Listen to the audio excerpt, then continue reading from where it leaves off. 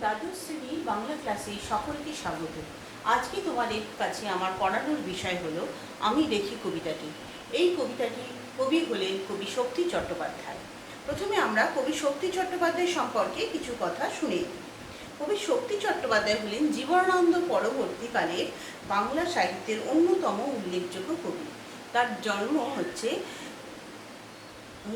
দক্ষিণ চব্বিশ পরগনা জেলার জয়নগর অঞ্চলের মজিলপুরের বহরু গ্রাম। এই গ্রামটি জয়নগরের মোয়া তৈরির জন্য বিখ্যাত। এখানে এক দরিদ্র ব্রাহ্মণ পরিবারে তার জন্ম। কলকাতার কাশিমবাজার স্কুল থেকে পাশ করে তিনি প্রেসিডেন্সি কলেজে ভর্তি হয়েছিলেন, কিন্তু নানা কারণে তিনি ডিসকলিজিয়েট হয়ে যান এবং তার বাংলা অনার্স পরীক্ষা দেওয়া হয়নি। পরে তিনি কবি বন্ধু বুদ্ধদেব বসুর আমন্ত্রণে যাদবপুর বিশ্ববিদ্যালয়ের সদ্যগঠিত তুলনামূলক সাহিত্যে ভর্তি হলেও কয়েক মাস পরে তিনি তা ছেড়ে দিয়েছিলেন। তৎকালীন ক্ল্যারিয়ন কোম্পানিতে তিনি বিজ্ঞাপনের যে কোম্পানি, সেখানে তিনি কপিরাইটার হিসাবে তার প্রথম চাকরি হয়। তিনি স্ফুলিঙ্গ সমাদদার ছদ্মনামে তিনি লিখতে শুরু করেন। এরপর ভারবি প্রকাশনা, যেখান থেকে অনেক রকম বই বেরিয়েছে, জীবনানন্দের কবিতা গুচ্ছ ইত্যাদি সব বই বেরিয়েছে, সেখানে তিনি চাকরি করেন এবং তারই পরিকল্পনায় শ্রেষ্ঠ কবিতা সিরিজ প্রকাশিত হতে থাকে। এই সময় বন্ধু পৃথ্বীশ গঙ্গোপাধ্যায়ের সহযোগিতায় একটি টিউটোরিয়াল হোমও তিনি খোলেন।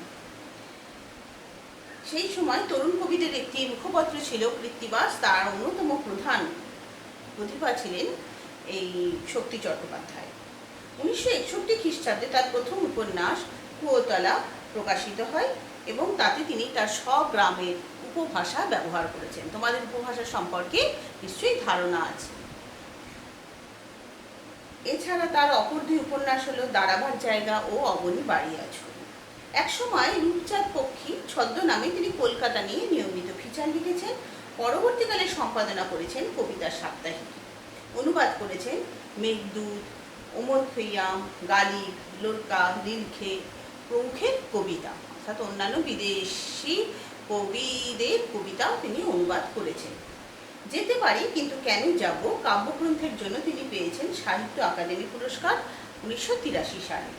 তার অন্যান্য উল্লেখযোগ্য কাব্যগ্রন্থ হল সোনার মাছি খুন করেছি, হেমন্তের অরণ্যে আমি পোস্টম্যান, ধর্মে আছো জিরাফেও আছো, ছিন্ন বিচ্ছিন্ন, প্রভু নষ্ট হয়ে যায়, পাড়ের কথা, মাটির বাড়ি প্রভৃতি। এই শক্তি চট্টোপাধ্যায়ের যে কবিতাটি তোমাদের পাঠ্য, সেই কবিতাটি হলো আমি দেখি, এবং এই কবিতাটি তার অঙ্কুরিতর হিরণ্য জল নামক কাব্যগ্রন্থ থেকে নেওয়া হয়েছে। এই কাব্যগ্রন্থটি প্রকাশিত হয়েছিল বাংলার 1387 সালে, ইংরাজি 1980 সালে। এই কাব্যগ্রন্থের মধ্যে মোট 14টি কবিতা আছে। তার 13 সংখ্যক কবিতাটি হলো আমি দেখি। এই কবিতাটি অত্যন্ত সহজ সরলভাবে তিনি লিখেছেন এবং এখানে একটি আত্মবাচক সর্বনাম উত্তম পুরুষের এই কবিতাটির নামকরণ আমরা দেখতে পাচ্ছি, আমি দেখি। তো এই কবিতা প্রসঙ্গে আলোচনার আগে আমরা একটু কয়েকটা কথা বলে নিচ্ছি। আমরা কবিগুরু রবীন্দ্রনাথের কথা থেকেই শুরু করছি এই কবিতার আলোচনা প্রসঙ্গ। রবীন্দ্রনাথ গাছকে বলেছেন আদিপ্রাণ, বৃক্ষ আদিপ্রাণ। বৃক্ষ হলো সকল জীবের ত্রাণকর্তা। মানব সৃষ্টির আদি লগ্নে অরণ্য ছিল তার আদিবাসভূমি। সভ্যতার অগ্রগতির সাথে সাথে অরণ্যচারী মানুষ যাযাবর জীবন পার হয়ে ঘর বানালো, গ্রাম তৈরি করলো, তারপর গড়ে উঠল শহর। বৃক্ষচ্ছেদন, অট্টালিকা, কারখানা তৈরি হলো, মানে শহরে আমরা যা দেখতে পাই। অরণ্যচারী মানুষ অরণ্য ধ্বংস করে নগরবাসী হলো। পরিবেশ হলো দূষিত, কলুষিত। অথচ গাছ থেকে আমরা কি না কি পাই। প্রশ্বাসের জন্য পাই অক্সিজেন, বেঁচে থাকার জন্য যে খাবার, খাদ্য, রসদ, তাও গাছ থেকে পাই।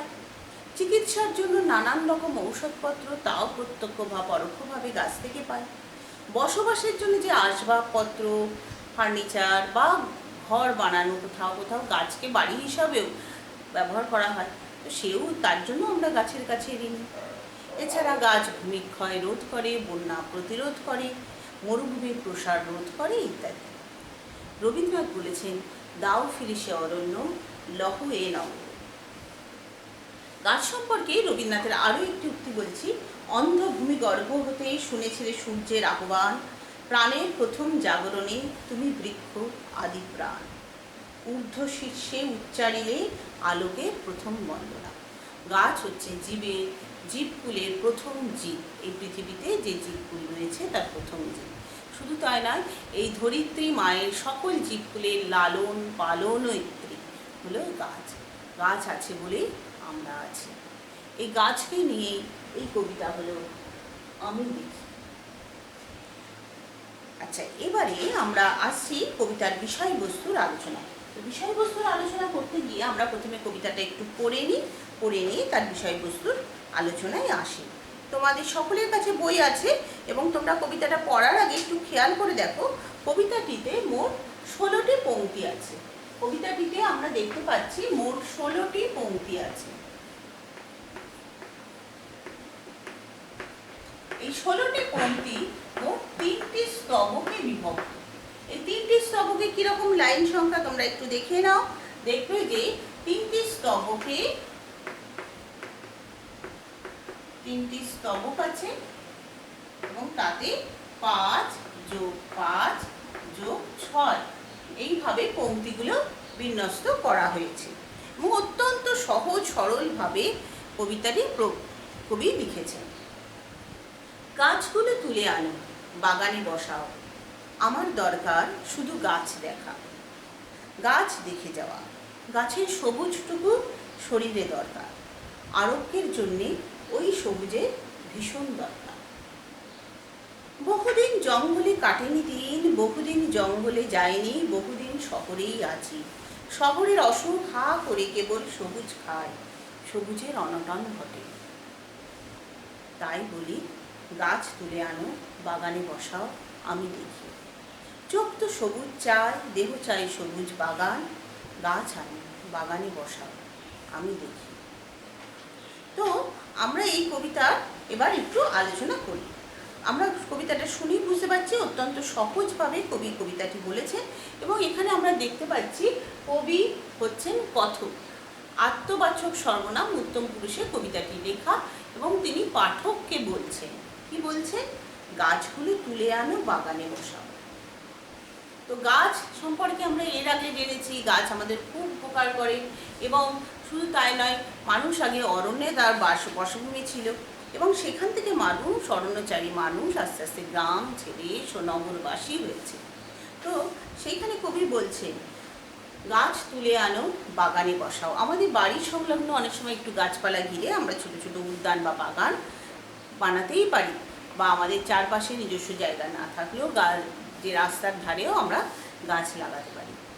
লাগিয়ে সেটাকে বাগানের মতন অনেকটা সৌন্দর্য তৈরি করতে পারি। আমার দরকার শুধু গাছ দেখা, অর্থাৎ গাছের যে সবুজ পাতা, গাছের যে সুন্দর রূপ, সেই রূপটি আমার দেখা দরকার। গাছ দেখে যাওয়া, গাছের সবুজটুকু শরীরে দরকার। আরোগ্যের জন্য ওই সবুজের ভীষণ দরকার।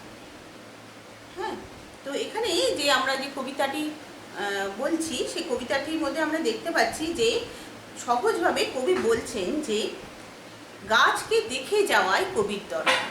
আমরা কবি শক্তি চট্টোপাধ্যায়ের যদি জীবনের নানা রকম কথাবার্তা যদি পড়ি বা জানি, তাহলে দেখব যে তিনি অরণ্যকে খুব ভালোবাসতেন এবং তিনি বিভিন্নভাবেই অরণ্যে যাওয়ার চেষ্টা করতেন। কিন্তু বর্তমানে যখন কবিতাটা তিনি লিখেছেন বা সেই সময় হয়তো নানা কাজের সূত্রে বা সময়ের অভাবে তার অনেকদিন গাছ দেখা হয়নি। তাই তিনি চাইছেন এই শহরে যেখানে তিনি বাস করেন সেখানেই একটা অরণ্য প্রকৃতির সৃষ্টি করতে। তাই বলছেন গাছ তুলে আনো, বাগানে বসাও। গাছের সবুজটুকু শরীরের দরকার। কিসের জন্য সবুজের দরকার? এই ইট কাঠ কংক্রিটের যে শহর, এই ইট কাঠ কংক্রিটের শহর আমাদের মনকে নিষ্পেষণ করে, পরিবেশকে দূষিত করে। ফলে আমাদের মনের অসুখ হয়, আমাদের শরীরও হয়ে পড়ে ক্লান্ত, অবসাদগ্রস্ত। তো সেইখান থেকে মুক্তি পাওয়ার জন্য, সেইখান থেকে রেহাই পাওয়ার জন্য বা সেইখান থেকে আরোগ্যের জন্য অর্থাৎ সুস্থতার জন্য গাছের সবুজটুকু শরীরের দরকার। আরোগ্যের জন্য ওই সবুজের ভীষণ দরকার আরোগ্যের জন্য। শহরের যে অসুখ, শহরের অসুখ কি? যা কিনা সবুজকে ধ্বংস করে, অরণ্যকে নিধন করে। তো সেই শহরের অসুখ থেকে বাঁচার জন্য, মনকে সুস্থ রাখার জন্য, দেহ মনে সতেজতা আনার জন্য গাছের দরকার। কবিতার দ্বিতীয় স্তবকে আমরা এবার যাই। কবিতার দ্বিতীয় স্তবকে কবি বলছেন, বহুদিন জঙ্গলে কাটিনি দিন, বহুদিন জঙ্গলে যায়নি, বহুদিন শহরেই আছি। শহরের অসুখ হা করে কেবল সবুজ খায়, সবুজে অনটন ঘটে। কি বলছেন কবি? প্রথম তিনটি পংক্তিতে, অর্থাৎ দ্বিতীয় স্তবকের প্রথম তিনটি পংক্তিতে তিনি বহুদিন শব্দটা 3 বার ব্যবহার করেছেন। বলছেন বহুদিন জঙ্গলে কাটেনি দিন, বহুদিন জঙ্গলে যায়নি, বহুদিন শহরেই আছে। এই তিনটে পংক্তির মাধ্যমে আমরা দেখতে পাচ্ছি কবি জঙ্গল অর্থাৎ অরণ্যের প্রতি তার ভালোবাসা, তার প্রেম, তার কথা প্রকাশ পেয়েছে। এবং তিনি আক্ষেপ করছেন অনেক দিন তিনি জঙ্গলে যাননি, বহুদিন জঙ্গলে তার সময় কাটেনি, এবং বহুদিন এজন্যও আক্ষেপ করছেন শহরেই আছে, বহুদিন শহরেই আছে। শহরের অসুখ হা করে কেবল সবুজ খায়। শহরে কি থাকে? শহরে থাকে বড় বড় অট্টালিকা, ইমারত, কলকারখানা, রাস্তাঘাট, ঝা চকচকে পালিশ করা, নানান রকম শপিং মল ইত্যাদি ইত্যাদি সব। তো শহরের এই যে জীবনযাপন, শহরের যে বিলাসিতা, এই নগর জীবন কি করছে? অরণ্যকে ধ্বংস করছে, গাছকে নিধন করছে, গাছ কাটা হচ্ছে, মানুষ বসত বাড়ি তৈরি করছে। তো এইটাই হচ্ছে শহরের অসুখ, যা মানুষের যে অরণ্যময় যে জীবনকে ভুলিয়ে দিতে চাইছে, একই সঙ্গে মানুষের মনের সুস্থতা এবং শারীরিক সুস্থতাকেও নষ্ট করতে চাইছে। তো সেই অসুখ হা করে কেবল সবুজ খায়, কারণ গাছ কাটা হয়, গাছকে নিধন করা হয়, গাছকে হত্যা করা হয়, করে সেখানে অট্টালিকা, কলকারখানা ইত্যাদি ইত্যাদি গড়ে ওঠে।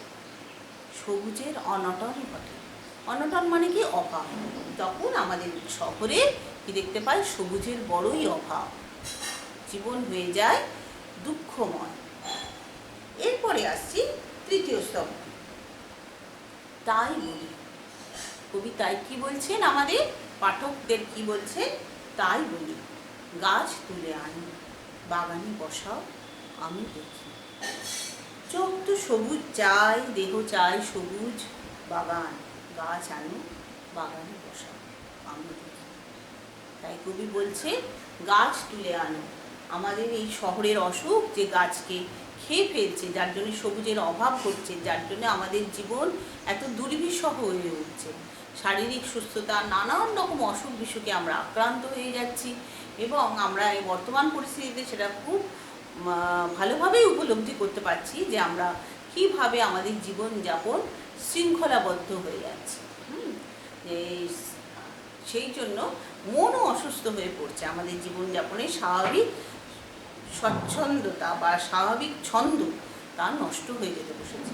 তো সেই জন্য কবি যে কবিতা, যেটা কিনা তিনি 1980 সালে এই কবিতাটি প্রকাশিত হয়েছিল তার কাব্যগ্রন্থে, সেটি বর্তমানেও কীভাবে বর্তমান সময়ের জন্য অত্যন্ত উপযোগী একটি কবিতা।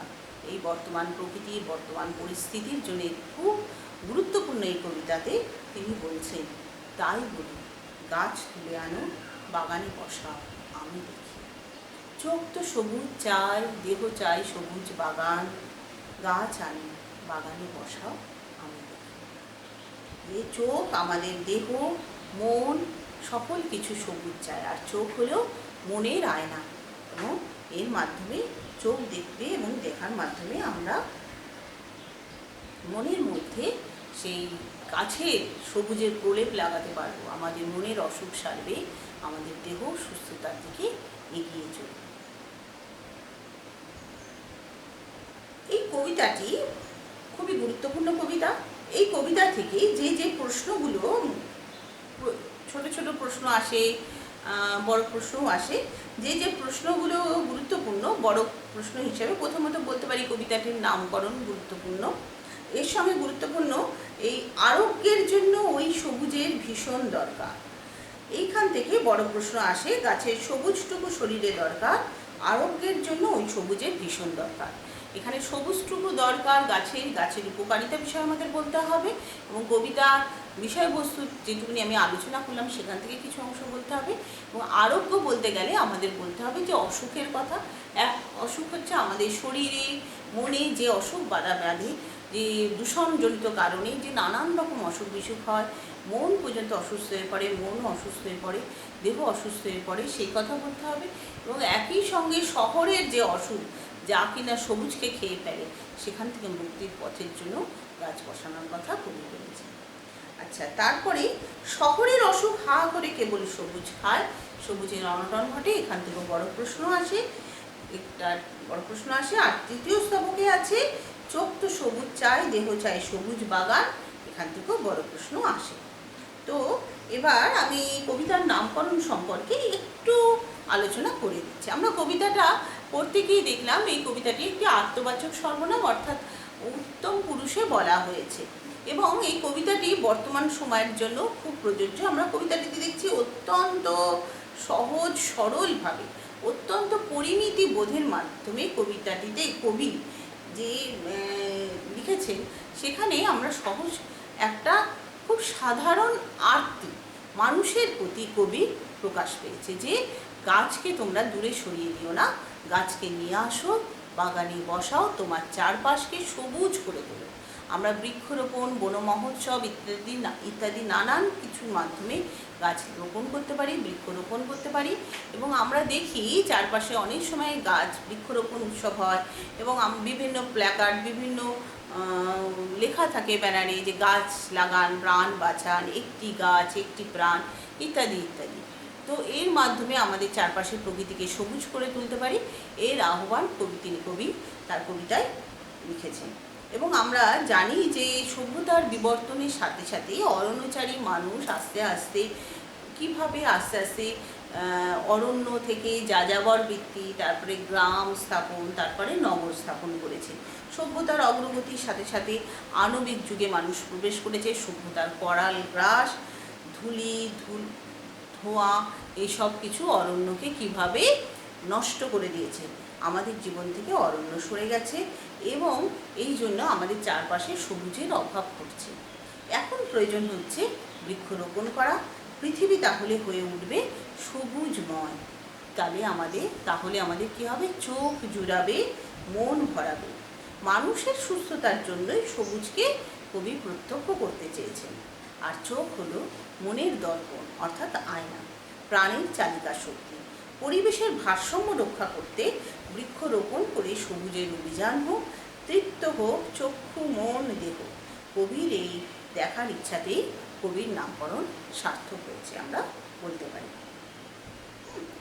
আর কবিতার যে আলোচনা, যে তিনটে বড় প্রশ্ন আমি বললাম এবং সেই তিনটে বড় প্রশ্নের মধ্যে যেমন কবি বহুদিন জঙ্গলে যাননি কেন, শহরের অসুখ কেন, সবুজ খায়, এইগুলো ছোট প্রশ্ন, শর্ট অ্যান্সার টাইপ কোশ্চেন অনেক সময় আসে এবং এটা তোমরা কবিতাটা বেশ ভালো করে পড়লে বা আলোচনাটা শুনলে নিশ্চয়ই ভালো বুঝতে পারবে উত্তর তোমাদের কতটুকু লেখা উচিত, কিভাবে লেখা উচিত। সকলে ভালো থেকো, কবিতাটা ভালো করে পড়ো এবং আত্মস্থ করো এবং আশা করি এই কবিতাটা পড়ে তোমরা গাছের সবুজটুকু যে দরকার, যা তোমরা ছোটোবেলা থেকে শুনেও আসছো, সেটা আরও বেশি করে উপলব্ধি করতে পারবে এবং গাছ লাগানোর ব্যাপারে উৎসাহী হবে। সকলে ভালো।